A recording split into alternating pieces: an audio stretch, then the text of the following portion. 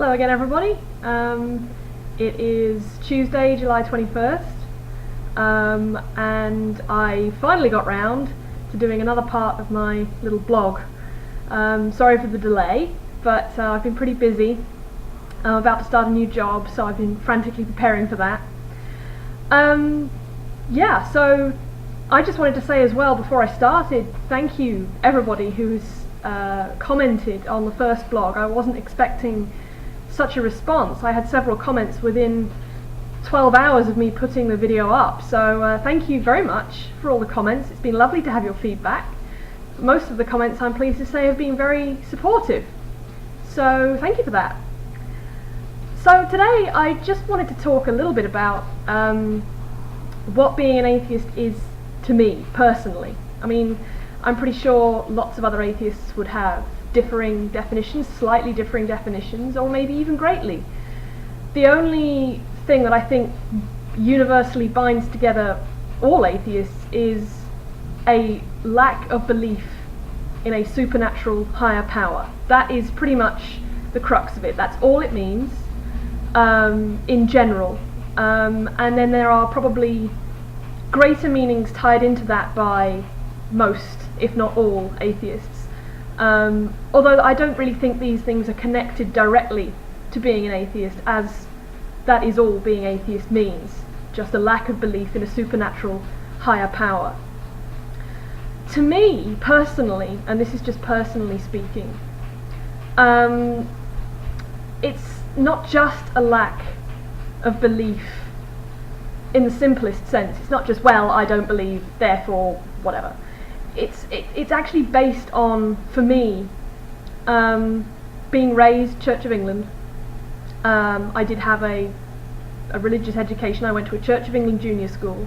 The vicar came round every Wednesday. One of our teachers, Mr. Newport, he was great, used to do biblically based assemblies on Thursdays, and I will never forget them because they were lots of fun.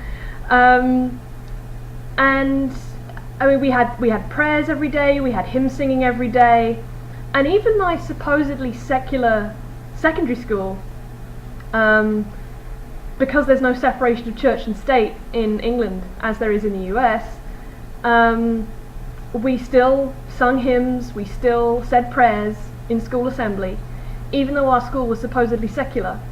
And this was just because our head teacher, Mrs. Roberts, happened to be Christian, Church of England Christian.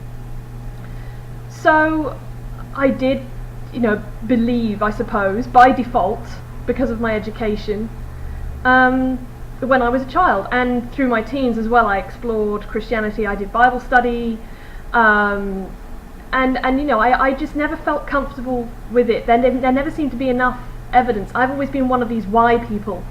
Why does this happen? And how does this happen? I want to understand everything. The Bible, unfortunately for me, just doesn't have the answers. So, and I really don't see how, having studied it, how anybody can actually take it as factual evidence for anything. It contradicts itself. It's full of complete scientific nonsense. So yes, I really don't see how it can be used as a basis for actual educational study. I view it as a piece of literature study. You can't really understand English literature or English culture, to be honest, without really having read the Bible, because so much of English and British culture is based on the Bible. So it's interesting from a literary point of view, but that's as far as I take it. So it's not just a lack of belief in that sense. I've actually arrived at that conclusion having studied the Bible and having studied lots of other Christian writings, and I'm actually starting to study Islamic writing now as well, and I would like to sort of work my way through all of the sacred texts of various religions. I would like to read them all for myself before I make serious judgments. But to me, the onus is always on the believer to prove their God or gods, rather than the unbeliever to disprove. It's the Russell's teapot scenario. If you're not aware of the Russell's teapot scenario, Wikipedia has a good explanation. I won't go into it here, it will take too much time. But it does explain quite nicely why the onus should be on the believer to prove. Extraordinary claims require extraordinary evidence, I think is the quote. And also, for me personally, atheism is actually more than just a rejection of the supernatural as a result of a lack of evidence. It's also a rejection of organised religion. I very strongly disagree with any kind of organised religion. I think the vast majority of them, and the vast majority of sects and denominations, they work to exclude anybody that isn't them. They take your money, and they brainwash children, quite frankly, get them whilst they're young. And I really do think that's wrong, and I think it's far better to teach children to question everything and to arrive at their own conclusions independently. If I were ever to have children, and I may or may not, I haven't decided, if I were ever to have children, I would always say to them, ask as many questions as you like. I don't even care if you get annoying in that sense. You can ask as many questions as you want, because that's the only way you learn anything, is by asking, and doing research. It's the only way you learn anything.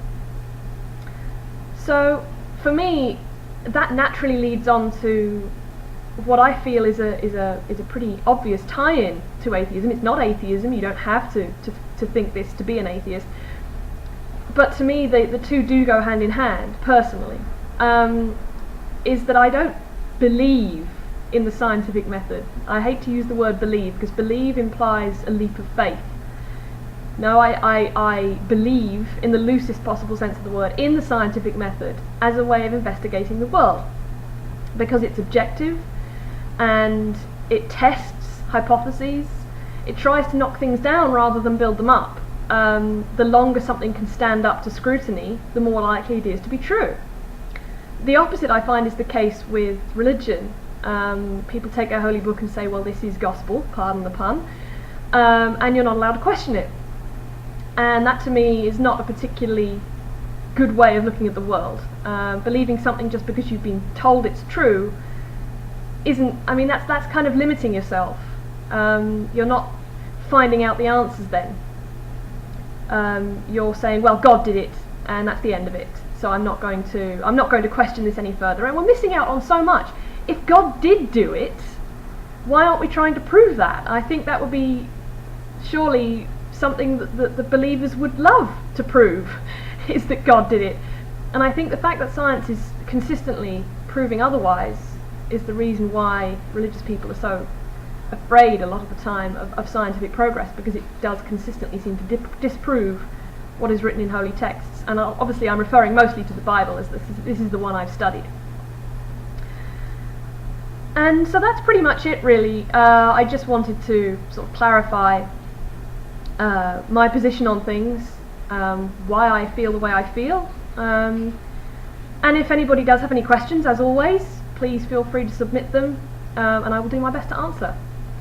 I should be doing another blog very shortly. I'm less busy than I was, so hopefully I'll have another blog up very soon. Thanks for your interest, thanks for watching, and I'll be in touch soon. Bye.